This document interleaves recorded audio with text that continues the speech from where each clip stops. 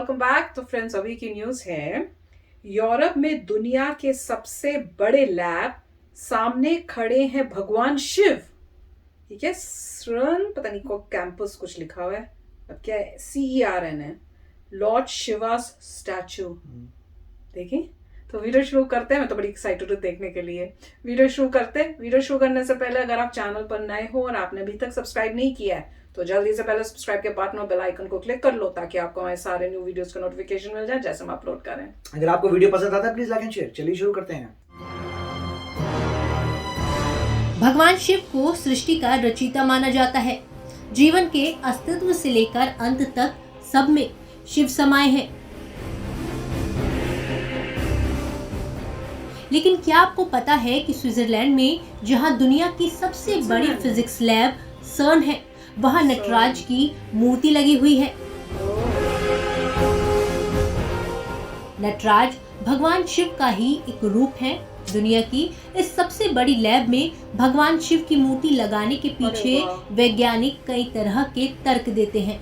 आपको बता दें, CERN लैब में ही हिग्स बोसोन की खोज हुई थी, जिसे गॉड पार्टिकल का नाम दिया गया था। बता दें, इस ब्रह्मांड की रचना गॉड पार्टिकल के बगैर मुमकिन नहीं है।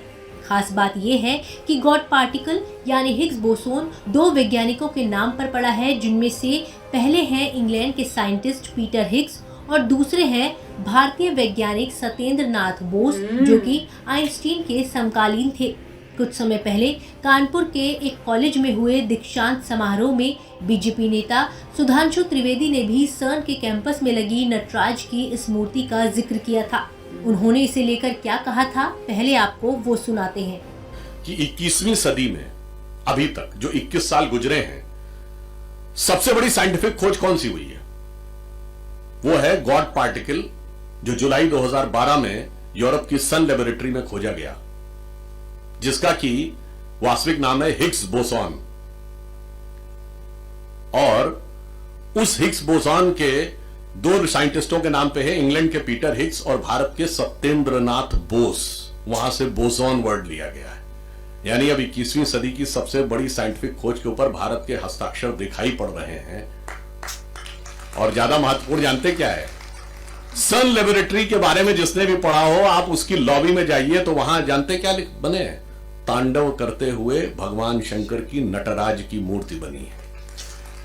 क्योंकि वर्ल्ड के सबसे बड़े कॉस्मोलॉजिस्ट में से एक कार्ल सेगन ने कहा कि now the science is coming to the conclusion that the perpetual creation and destruction of universe is like the cosmic dance of Shiva. CERN में लगी नटराज की मूर्ति के बारे में बताते हुए सुधांशु त्रिवेदी ने इसके पीछे का तर्क भी सबके साथ साझा किया था।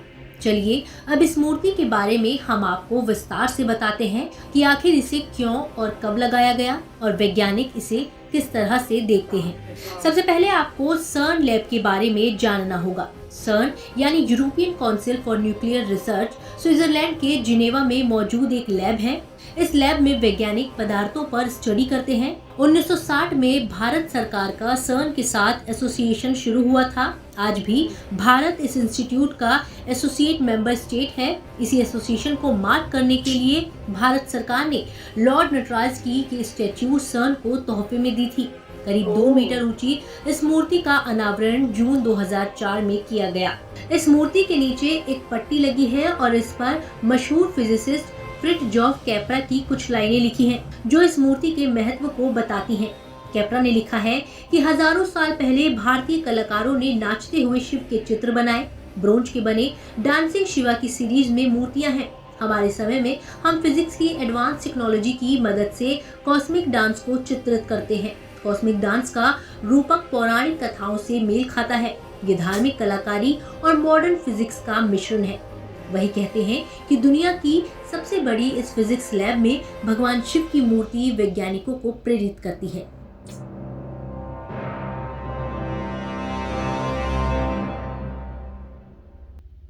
तो फ्रेंड्स, अमेजिंग। ऐसा मैंने कहीं और भी, पता नहीं अब यही वाला था, बहुत पहले कहीं मैंने पढ़ा था या देखा था कि ऐसी शिव जी की किसी और कहीं पे भी ऐसे मूर्ति जो है नटराज की, वो कहीं और भी थी। मुझे ये नहीं याद आ रहा कि इसी जगह पे कि कहीं और भी थी। अगर आपको पता तो बताना। पर दिस इज अमेजिंग। और अकम्पलिशमेंट्स ऑफ इंडियन साइंटिस्ट जैसे दिखा रहे हैं, that is wow.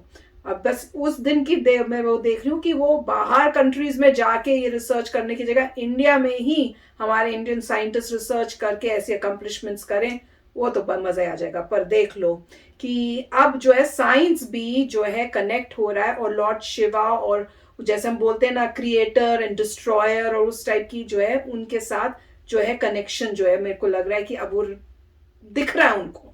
Amazing, right. तो काफ़ी अच्छी बात है। देखिए इवेंचुअली जो वेस्टर्न वर्ल्ड है उसने संस्कृत पढ़ी, उन्होंने वेदास की स्टडी शुरू कर दी, उपनिषद देखने लग गए, भगवत गीता भी आ गई, सारी हमारी महाभारत रामायण सब कुछ आ गया, राइट। जब ये सब स्टडी कर रहे थे तो उनको बहुत ही साइंटिफिक बातें नज़र आई, और जब पता लगा कि ये किसने लिखी है तो उन्होंने यही कहा कि जो लोग मेडिटेट करते थे, ऋषि मुनि जिन्होंने मेडिटेट किया, उन्होंने यूनिवर्स से अपना कनेक्शन बनाया, उनको नॉलेज आई, और जो उनको नॉलेज आई वो लोगों ने उसको लर्न कर दिया। उन्होंने जैसे गीत के तरीके से कर दिया, तो लोगों ने लर्न कर लिया, और एक जनरेशन से दूसरे जनरेशन गा गा के बताने लग गए, और फिर इवेंचुअली उसको पूरा लिखा गया, और आपके वेद आ गए, उपनिषद आ गए, पुराण आ गए, सब कुछ आ गया।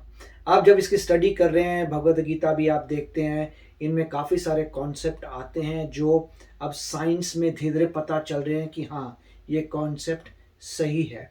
तो पॉइंट वहीं से आ रही है। तो उनको ये है कि जो भी लोगों ने, ऋषियों ने मेडिटेट किया था, उनको वाकई ही पूरे रियलिटी कुछ हद तक नज़र आ गई थी। अब एक कंबाइंड एफर्ट था, बहुत सारे ऋषि मुनि मेडिटेट कर रहे हैं, किसी को एक पार्ट नज़र आया, किसी को दूसरा पार्ट नज़र आया, किसी को कुछ नज़र आया, इवेंचुअली उसको कंबाइन करके जो इन्फॉर्मेशन है वो वेदों में आ गई, पुराणों में आ गई, उपनिषद वगैरह में आ गई। अब जो है यही बात जो है उससे फैसिनेट हो रहे हैं, और लॉर्ड शिवा तो उनको उस डांस में कुछ नज़र आ रहा है कि जैसे पीछे वेव्स जा रही हैं, वो क्या चीज़ को बर्थ हो रहा है वर्ल्ड का, वहाँ से एनर्जी का ऐसा ही था कि एनर्जी यूं जा रही है, उसके चारों ओर एक सर्कल बनेगा, सर्कल में छोटे छोटे चीज़ें बनेगी, तो उनको कुछ पैटर्न नज़र आ रहा है। वो वंडर कर रहे हैं कि आप मॉलिक्यूलर लेवल पे इस टाइप से जब एनर्जी को देख रहे हैं, समथिंग सिमिलर टू दिस नज़र आ रहा है, तो इसीलिए वो फैसिनेट हो रहे हैं। और बात भी सही है, हमारी जितनी भी चीज़ें हैं काफ़ी साइंटिफिकली चीज़ों को बताती हैं। मैंने पहले भी कहा था कि आप औरों की ग्रंथें देखेंगे तो उसमें घुमा फिरा के चीज़ें आती हैं, कुछ कुछ स्टैंजा आप पढ़ेंगे तो आपको लगेगा अच्छा ये स्ट्रेट नहीं है, मगर भगवद गीता स्ट्रेट है, और वेदास जी बहुत सारी बातें करते हैं। तो मेरे ख्याल से उसी पे सब कुछ रिलेटेड है, और बहुत अच्छी बात है। अब दुख की बात यह है कि हमारी कंट्री से ही ये सब वेदास हैं, मगर हम ही लोग पढ़कर इन पे इम्प्लीमेंट नहीं करते। मतलब ये खत्म होता जा रहा है हमारे देश से ही, और यही बोलना चाहिए जिस देश ने ये क्रिएट किया है उसको ये होना चाहिए। पॉइंट यह था कि आप रिलीजन को लाएंगे किसी स्टडीज़ में, तो अब वो समय तो बीत गया कि रिलीजन जो है आपके स्कूलों में पढ़ाया जाए, मगर इतना ज़रूर है कि कोई ऐसी बॉडी होनी चाहिए जहाँ पे जब बच्चे घर आते हैं उनको बोले अच्छा तुम यहाँ पे जाओ, यहाँ पे तुम्हें हमारे कल्चर के बारे में सिखाते हैं। उससे जिस बंदे का जो रिलीजन है वो फ्रीली जो है वहाँ पे अपने बच्चों को भेज पाएगा कल्चर सीखने के लिए, और होपफुली उसमें कुछ बच्चे आ गए हैं जो कहेंगे हम रिसर्च करेंगे। कुछ बातें रिसर्च होती हैं वेस्ट में, मगर रिसर्च इन चीज़ों की हमारे देश में भी हो रही है, मगर और ज़्यादा होनी चाहिए। तो काफ़ी अच्छा वीडियो था। यस फ्रेंड्स, कमाल की न्यूज़ थी। तो चलो चलते हैं, मिलेंगे नेक्स्ट वीडियो में बहुत ही जल्द। Till then take care and bye bye. तो अगर आप मेरे इस चैनल पे नए हो तो जल्दी से सब्सक्राइब के बटन को हिट करो और बेल आइकन को क्लिक करो, ताकि आपको मेरा जब नया वीडियो मैं लगाऊं आपको उसके बारे में जल्दी से पता चल जाए।